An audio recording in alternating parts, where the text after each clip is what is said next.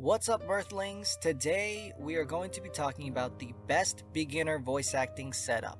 I'm going to be going through your recording area, software, and the gear and equipment that you will need to start your career off. Now, right off the bat, we're going to go into the area where you record. Some people don't understand that this is a very important part of the process. You can't just buy a super expensive mic and expect everything to be perfect because of that. You're going to have to treat the area that you record in. There are two simple and cheap ways to start this off until you build up to the level or financially you're ready to perhaps build your own recording booth or dish out for one of the big $3,000 high-tech ones that you can order. The starter versions of those are find a small room or a closet to set up your recording area in. Treating the room is so important because anytime you're sending in audio, they're going to hear all the echo and all the reverb that's naturally in the room. So you want that to be cut down as much as possible. You want it to be just clean voice, that's it. So small room or closet is the way to go.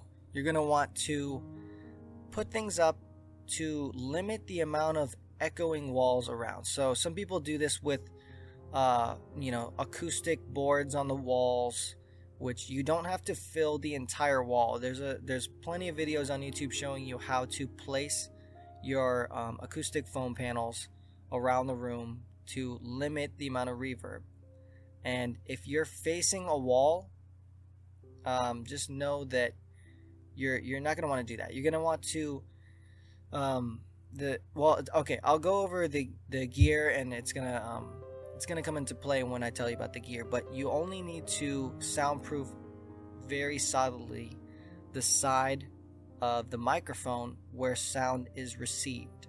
Okay, so the easiest way to do this in a closet is to set up a desk and a chair outside or inside the closet, but make sure your mic and mic stand are going to be inside the closet or the area that's soundproofed a little bit. You can just put thick coats and jackets in there that are going to absorb a lot of that noise, so all you hear is your voice. Some people just voice act underneath a thick blanket. It doesn't have to look pretty, it just has to sound pretty. They have acoustic foam walls that you can set up right around you and your microphone, but those are going to be the best beginner ways. Just put yourself in a closet with a lot of thick jackets and start recording. The next thing is software. You don't need to get a high-tech DAW like Pro Tools or any of those things. Just get the free Audacity offline and start recording. Just learn. You'll look up some YouTube videos about how to use Audacity, just to get the basics down in terms of compression and equalizing and naturalization and things like that. Adding a little bit of amplification and bass to your voice, just enough to make it clean. Because a lot of project managers don't want you to tamper with the audio files too much, because either they or their editor is going to do most of that work. So just plain Audacity is going to work just fine. You don't need to dish out for some crazy software with all these different features that are more for like music and film editing. Okay, so let's go through the gear, because I know everybody loves to talk about the gear. They want to have the best mic and all this stuff. But I'm telling you right now, you don't want to spend a lot of money on this thing until you know for sure that you're going to be invested in this. So spend the minimum, but enough to get good quality sound out of it. You don't want to get the cheapest of the cheap. Don't get these USB microphones like at the bottom level. And, don't be using your iPod headphones and things like that. You want it to be professional enough that your audio sounds professional, so that way the more clients you get, they're going to hear crisp sound that isn't like like you're recording on an iPhone. You don't want that. So my first recommendation for a mic is an MXL 990 condenser microphone. What it is a condenser microphone has a specific way it receives sound from one direction.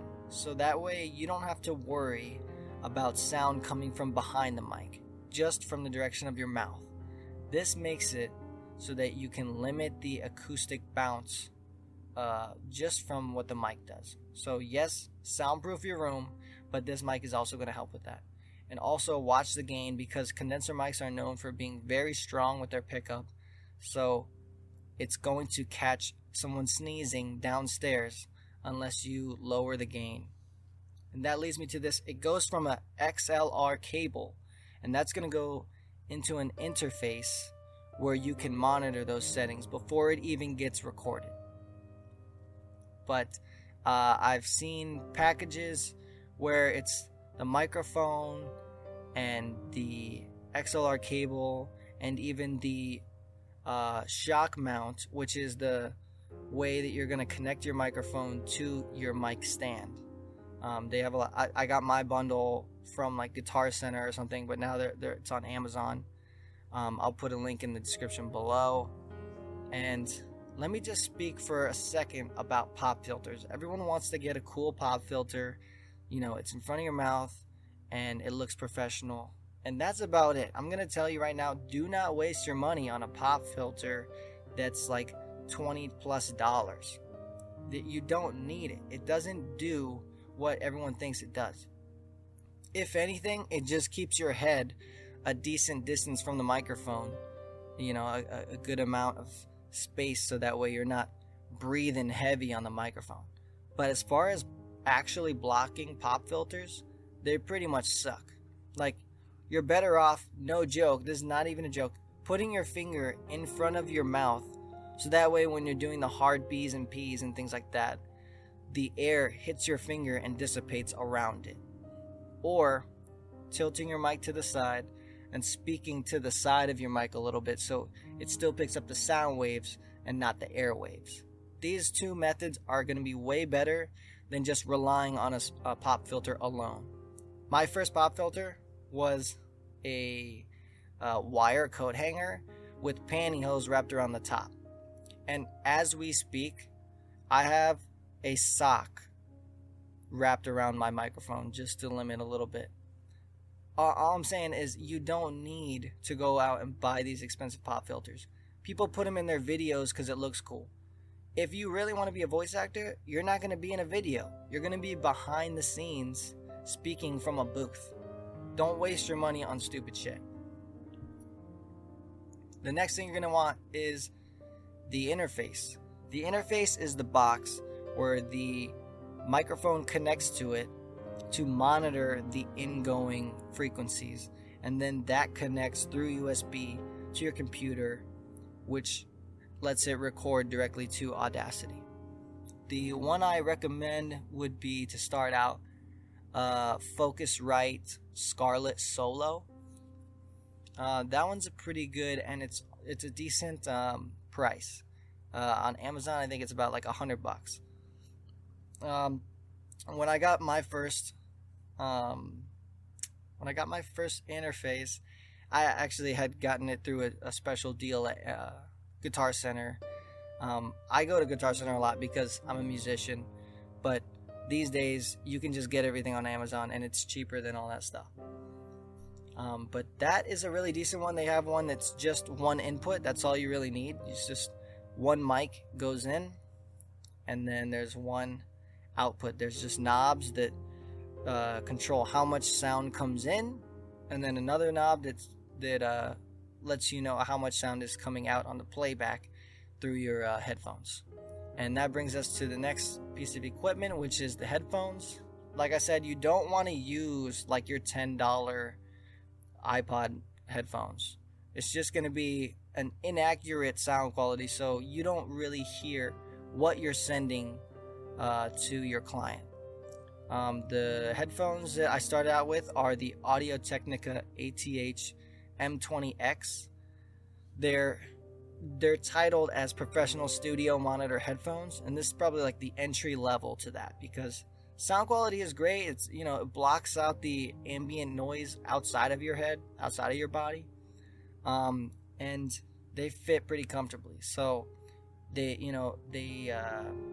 got excellent sound isolation and all that kind of stuff. So this is what I would recommend. I'll put a link to these things in the description below. Actually, I'm just gonna put this whole gear set down below so you can check it out yourself and look through the reviews and just, you know, do your own research and things like that. I mean, you can look for days at all kinds of equipment and reviews and all this stuff, but what do you want to spend your time on? Learning how to voice act, doing improv classes, and actually just starting to audition? Or do you want to look at all this equipment and debate? You know, it's just so much on the market. So with that said, this is all the equipment you need. You need the mic, the interface, the headphones, Audacity.